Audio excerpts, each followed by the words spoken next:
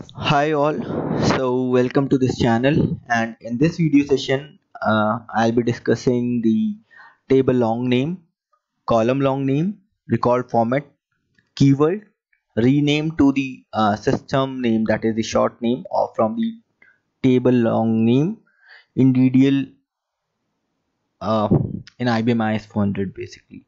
So when we are trying to modernize our database from DDS to DDL, we want that we should have the long names of the column or the table, so that we should easily recognize what that column is for.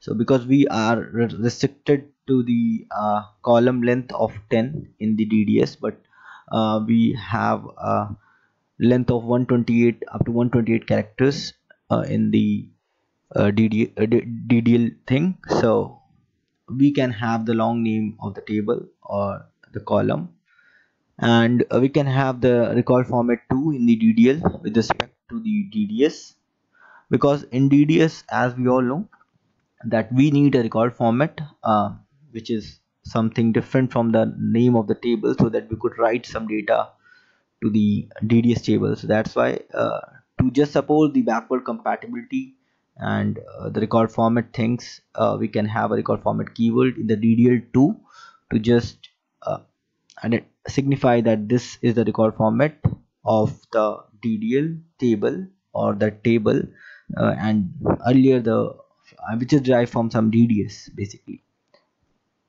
So let's start with this demo here. Let me have some DDS. Let me check.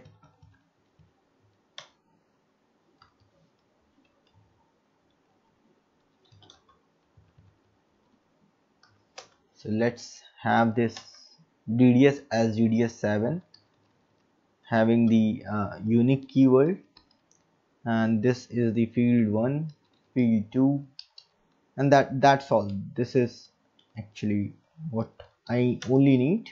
So let's compile this. So this DDS is compiled. So if I want to move this DDS to DDL, what I'll do, I'll just have a DDL table. So here you can see I'm creating a table named DDL7, and field 1 is null with not null with default unique, because this is a unique key. Let me open the DDS thing as well. On field 1 we have a unique constraint, and on field 2 there is no constraint, but that's a decimal field of length 2, not null with default. So default, if we want allow null in the DDS, we need to use the allow null keyword, but in DDL the default is null, so we need to use not null if it is not allowing any null value. So here you can see the record format name is this one. So for record format thing, we will be using the record format keyword here at the last. So create table this, and this is the bracket enclosed where all the fields are being included in the table, and at last we'll be providing the record format. So RCDFMT keyword is used for that, and we'll be using the record format name which is there in the DDS. Now next things here are table long name and column now long name. So here you can see I'm giving the table as a short name DDL7. Let me have some long name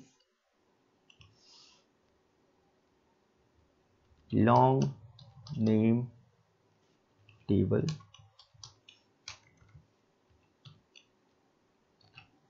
DDL7. So you can see 1 2 3 4 5 6 7 8 9 10. So it's more than 10, so it's now a long name, because in DDS we only have 10 up to 10 length table names. Now we have a long name of the table, as you can see the column long name. So we can see we have for now we have a short name of the column field 1. So if I want the long name, I can long name column. FLD1, or let's underscore FLD1 for column. So we'll be using for column. So for this column field 1 we are providing this long name.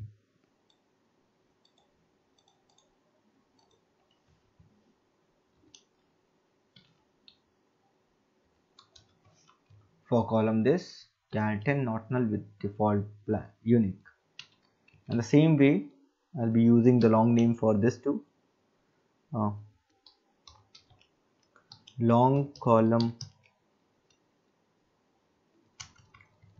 long name column underscore field 2 for column field 2 decimal 2 not null with default.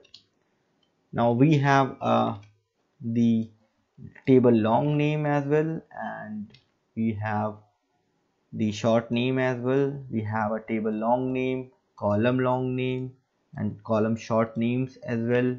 We have the record format keyword in the DDL. Now the last thing left is rename to system name. All these things are here. So we have a label on. Now this is again since it's a long name now, so I have to use this long name. Label on long name this, field 1 is this, and field 2 is this.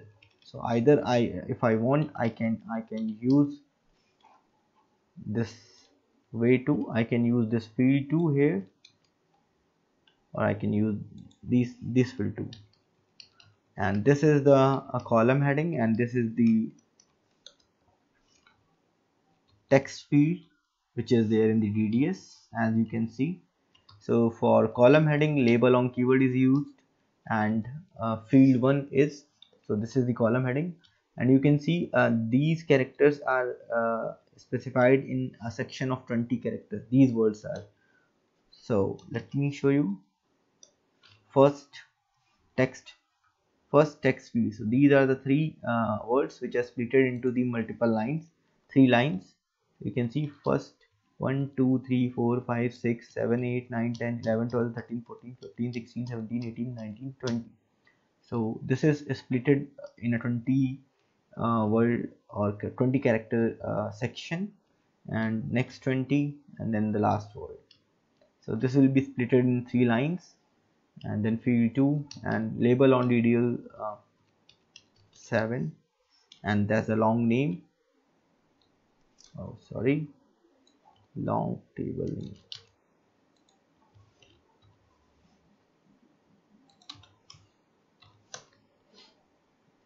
So here you can see this is the text which we have used in the DDS. So now we have completely changed the DDS from DDS to the DDL. We have now extra few things like table long name. We have column name. We have the same DDS record format name which is same as the DDS.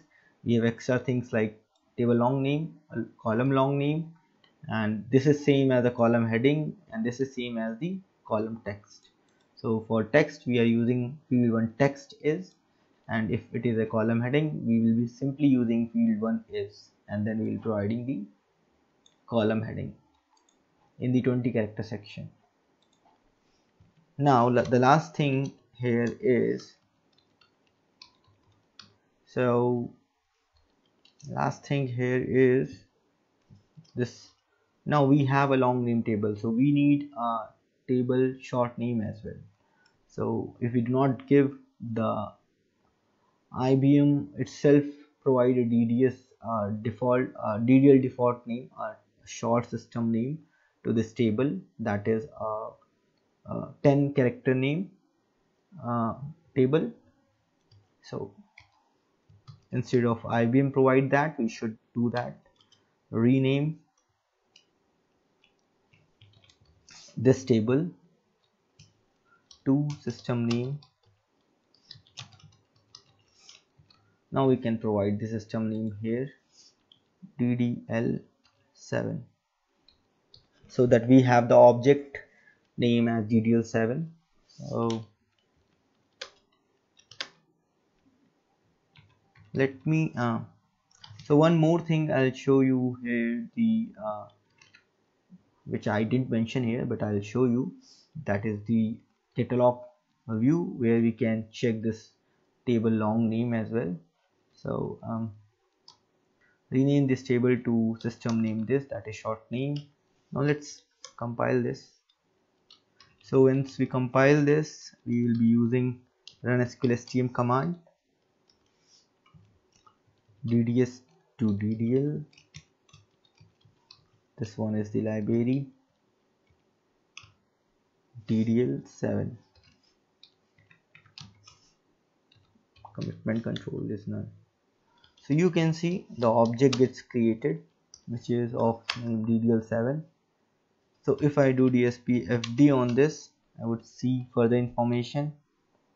This is of type SQL type table. As you can see, maximum members here could be 1. So constraint is this one. So we did not provide the constraint name, so this was provided by the IBM itself. So that's a unique constraint, and that's on the field 1 of length 10. Number of key fields are 1.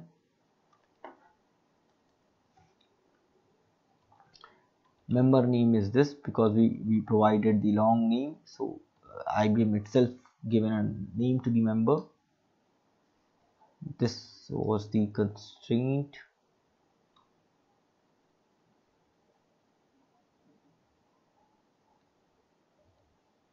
This is the record format, fields, number of fields, record length, format level identifier, and so on. Remember this. So if I do DSPFFD on this, I would be seeing further information of the columns. Field 1 char this. So you can see this is the text, first text field, this is the column heading, and all other information. You can see the alternative name as well, that is a long name column underscore field 1, CCS ID is this, and this is the long name for this field 2. So if I would check here, I would do DDL7, take F4, if F4, so you can see you have the long name available.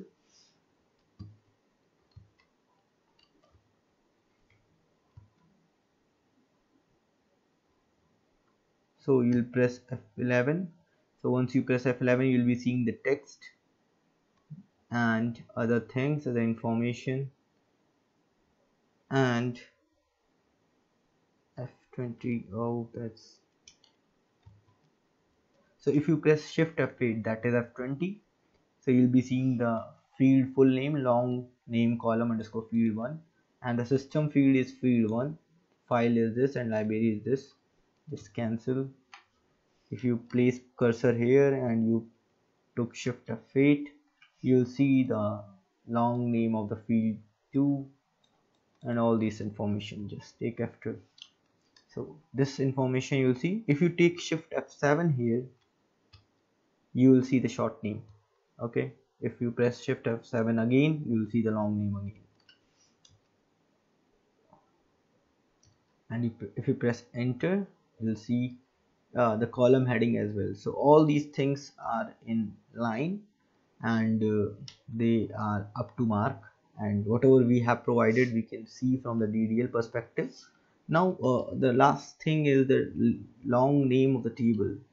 So let me show you the table. Select a star from qsys2 dot. I think sys table is the table. Let me check.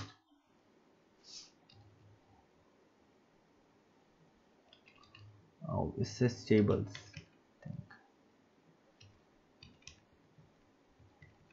So system table name is DDL7. Okay, keep it in caps. So you can see the long name of the table. This is the owner, type